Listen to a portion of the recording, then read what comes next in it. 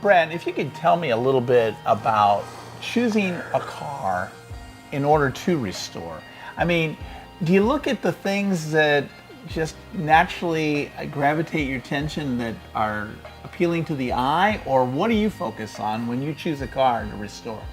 If a car this old has been on the streets of Ohio, Michigan, Pennsylvania, New York, don't even start, because the frame is going to be bad and it can't help but rust out. This car started in Arizona, came out of Texas, so this was a great place to start, because if the frame's good, I won't say it's easy from there, but it's possible from there. Mm-hmm.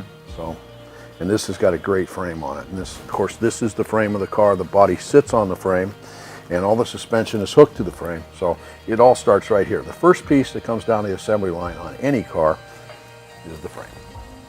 So that's where you got to start.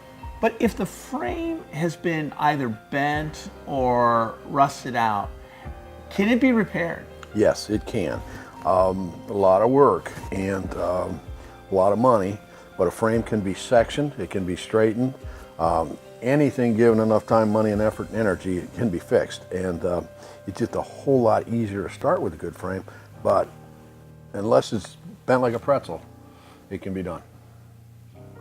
You know, the good news of our faith is that God can even repair the bent frame of our own lives.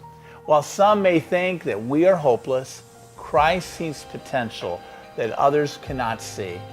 Just as Brad has tools that can bend that frame back here in his car, our Lord has tools for our own transformation.